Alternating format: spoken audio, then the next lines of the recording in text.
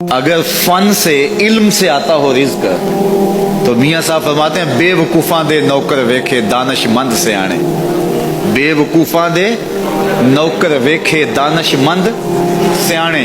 انگوٹھا چھاپ شخص ہوتا ہے اور MBA جو ہے تعلیم کے حامل اس کے منشی بیٹھے ہوئے ہوتے ہیں، تو پھر اگر علم سے کمال آتا ہوتا تو جو ہے وہ فن سے دولت ملتی ہوتی تو پھر اس انگوٹھا چھاپ کو کیسے ملتی؟ اور یہ جو اتنا تعلیم یافتہ ہے، ماہر معاشیات ہے، یہ تو تنخواہ پہ کام کر رہا ہے اور وہ جو ہے وہ دولت کا اسے حساب ہی نہیں ہے کہ کتنی ہے۔ تو اس لیے اللہ فرماتا ہے کہ یہ مت سمجھو کہ یہ تمہارے فن کا کمال ہے، یہ تمہاری جو ہے وہ محنت کا نتیجہ ہے۔ اللہ فرماتا ہے اولم یعلموا، کیا انہیں نہیں پتا؟ ان اللہ یبسط الرزق لمن یشاء، جس کو چاہتا ہے اس کے لیے رزق کے دروازے کھول دیتا ہے، وَيَقْدِرُ، اور جس کے لیے چاہتا ہے اس کے لیے رزق کو تنگ کر دیتا ہے۔ کئی لوگ کتنی محنت کرتے ہیں، نتیجہ زیرو، اور کچھ لوگ کچھ بھی نہیں کرتے، وہ مٹی کو ہاتھ لگائیں اور سونا ہو جائے، اور کئی سونے کو ہاتھ لگائیں تو مٹی ہو جائے۔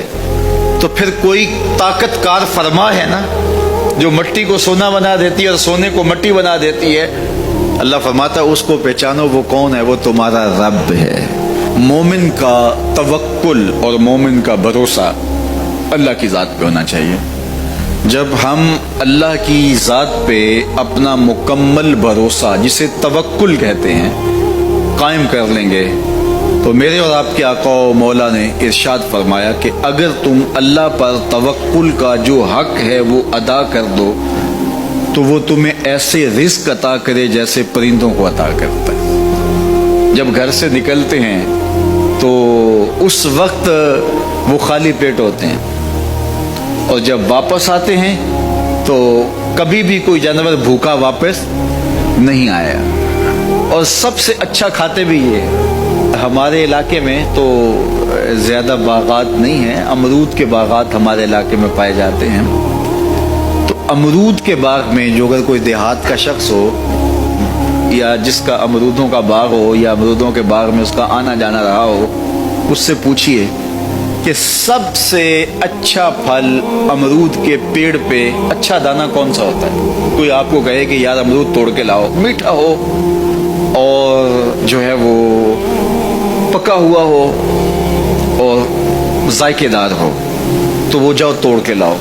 تو کوئی مجھے اگر کہے تو میں جب امرود توڑ کے لاؤں گا تو کبھی پھیکا نہیں ہوگا، میں امرود توڑ کے لاؤں گا تو کبھی بد ذائقہ نہیں ہوگا۔ آپ مجھے پوچھیں کہ آپ کے پاس کیا فن ہے؟ میرے پاس فن یہ ہے کہ میں نے امرودوں کے باغوں میں جو ہے وہ بچپن گزارا ہے، اور مجھے پتا ہے کہ اچھا اور پکا پھل کون سا ہوتا ہے۔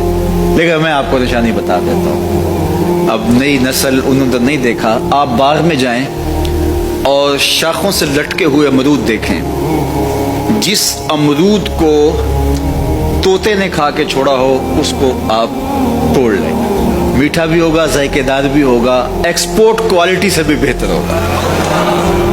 سب سے اچھا پورے پودے سے جو سب سے اچھا ہوگا وہ اس کو چونچ مارتا ہے اور پھر سارا کھاتا بھی نہیں ہے، تھوڑا سا لیا، نخرے والا آگے بڑھ گیا۔ اللہ اکبر۔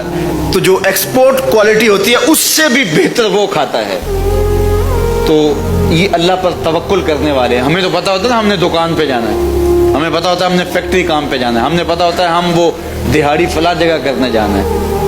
انہوں نے کہیں ان کا کوئی ایسا ٹھیا نہیں ہوتا کہ وہاں جانا ہے۔ بن توکل پنچھی اڑ دے، بن توکل پنچھی اڑ دے، خرچ نہ پلے زیرا ہو، خرچ نہ پلے، کوئی راس المال بھی نہیں ہوتا کہ یہ لگائیں گے پھر اس پہ اتنے پیسے آئیں گے، اصل ہمارے ہوں گے، اتنا نفع ہوگا، ایسا نہیں ہے۔ گھر سے نکلتے ہیں تو خالی پیٹ ہوتے ہیں، اور جب واپس آتے ہیں تو پیٹ بھرے ہوئے ہوتے ہیں۔ میرے اور آپ کے آقا و مولا نے کہا، مجھے پورا یقین ہے اس پہ، اور آپ کو بھی پورا یقین ہونا چاہیے، انشاءاللہ ہوگا، کہ میرے حضور نے فرمایا کہ اللہ پر جو توکل ہے وہ حق ادا کرو، پھر وہ تمہیں ایسے رزق دے گا جیسے پرندوں کو دیتا ہے، تمہیں پرندوں کو دیتا ہے۔ ایکسپورٹ کوالٹی، من کان للہ کان اللہ لہ، فرمایا تم اس کے ہو جاؤ وہ تمہارا ہو جائے گا، اور جب وہ تمہارا ہو جائے گا کوئی کمی باقی نہیں رہے گی، جو تمہارے من میں آئے گا تمہیں ملے گا۔ دور موجود کے اندر سب سے بڑا فتنہ اور سب سے بڑی آزمائش جو دور موجود کے لوگوں کے سر پہ آن پڑی ہے، وہ عصمت کی دولت کو محفوظ رکھنے کے حوالے سے ہے، نظروں کی پاکیزگی اور دامن کی عفت اور پاکیزگی کے حوالے سے ہے۔ تو جب کوئی شخص عفیف نہیں رہتا، جب کوئی شخص پاک دامن نہیں رہتا، تو پھر یہ وہ غلاظت ہے کہ جو زندگی کی ہر خیر کو چاٹ جاتی ہے اور انسان کی ساری صلاحیتیں زنگ آلود ہو جاتی ہیں۔ یہ دور جس دور سے ہم گزر رہے ہیں، یہ سوشل میڈیا کا زمانہ ہے، اور سوشل میڈیا میں جو رتب و یاب موجود ہے اور اس کے بعد غلاظتوں سے لتھڑا ہوا جو وہاں ماحول ہے، اور یہ وہ چیز نوجوان کے ہاتھ میں جب آ گئی، چاہے وہ مرد ہے چاہے وہ عورت ہے، تو پھر وہ بیٹھا بھی تنہائی میں ہے تو اپنے دامن کو وہ کس طرح محفوظ رکھ پائے اور اپنے خیال کی عفت اور پاکیزگی کا کیسا سامان کر پائے۔ ہمیں سورہ یوسف یہ سبق دیتی ہے کہ ساتوں دروازے مقفل ہوں اور کوئی دیکھنے والا موجود نہ ہو، اور حسن قدموں میں بچھنے کے لیے خود بےتاب ہو۔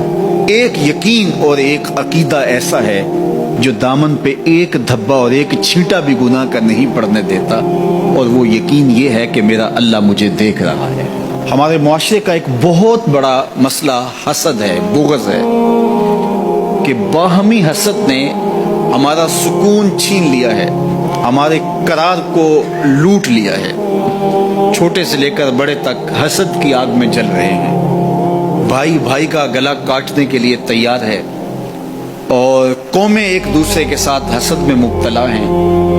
علماء کا طبقہ ہو یا فقراء کی جماعت ہو، درویش اور فقیر لوگ ہوں یا تجار کا طبقہ ہو، آج حسد کا دنیا کے اوپر پہرا ہے، اور حسد اور بغض اور کینہ اور نفرتیں، اسی کا دور دورہ، اس کی حکومت چل رہی ہے اور اس کا سکہ چل رہا ہے۔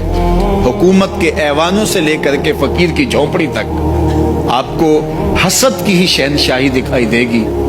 سورہ یوسف ہمیں بتاتی ہے کہ حاسد کس طرح نامراد ہوتے ہیں اور محسود کس طرح کامیاب اور بامراد ہوتا ہے۔ جس سے حسد کیا جائے، اور حسد کرنے والے بھی کوئی بیگانے نہ ہوں، حسد کرنے والے اپنے سکے بھائی ہوں، حسد کرنے والے پیغمبر زادے ہوں، لیکن جب وہ حسد کی آگ میں جلتے ہیں تو اپنی ساری صلاحیتوں کو زنگ آلود کر لیتے ہیں، اور جس معصوم سے حسد کیا جاتا ہے وہ 13 سال کا یوسف ایک دن مصر کے تخت پہ جلوہ فرما ہوتا ہے، اور پھر وہ حاسد سامنے سوالی بن کے کھڑے ہوتے ہیں، تو محسود کس طرح ان کے ساتھ رویے اختیار کرتا ہے۔ یہ صورت ہمیں رویوں کا حسن بھی سکھاتی ہے، رویوں کا جمال بھی بتاتی ہے کہ رویے کتنے خوبصورت ہونے چاہیے۔ تمہارے ساتھ اگر کسی نے اچھا سلوک نہیں کیا، تو جب تم ایسی مسند پہ پہنچتے ہو جہاں تمہیں عزتوں سے نوازا جاتا ہے، تو تمہارے رویوں کی خوبصورتی کیا ہونی چاہیے۔ سورہ یوسف میں یہ بھی بتاتی ہے کہ عزتیں اللہ کی عطا ہوتی ہیں، اور جب کوئی بندہ اللہ پر کامل بھروسہ کر کے بیٹھ جائے اور اس کا اللہ پر توکل مضبوط ہو جائے، تو اس کو چاہے اندھے کنویں میں بھی کیوں نہ لٹکا دیا جائے، اللہ وہاں سے نکال کے بھی تخت پہ بٹھانے پہ قادر ہے۔ علماء تفسیر نے لکھا ہے، جو سورہ یوسف کو سمجھتا ہے، سورہ یوسف کی تلاوت کرتا ہے، حاسد اس کا کچھ نہیں بگاڑ سکتے۔ اللہ تعالیٰ اس کو حاسدین کی شر سے محفوظ فرماتا ہے۔ اور ہمارے بزرگوں سے یہ منقول ہے کہ جو سورہ یوسف تلاوت کرے، اس کے بیٹوں کے یا بیٹیوں کے رشتے نہ ہو رہے ہوں، تو وہ روزانہ کی بنیاد پہ اس مقصد کے لیے اگر سورہ یوسف تلاوت کرتا ہے تو اللہ اس کے لیے صالح اسباب پیدا فرما دیتا ہے، بہترین اچھے اور صالح اور نیک رشتے اللہ تعالیٰ اس کو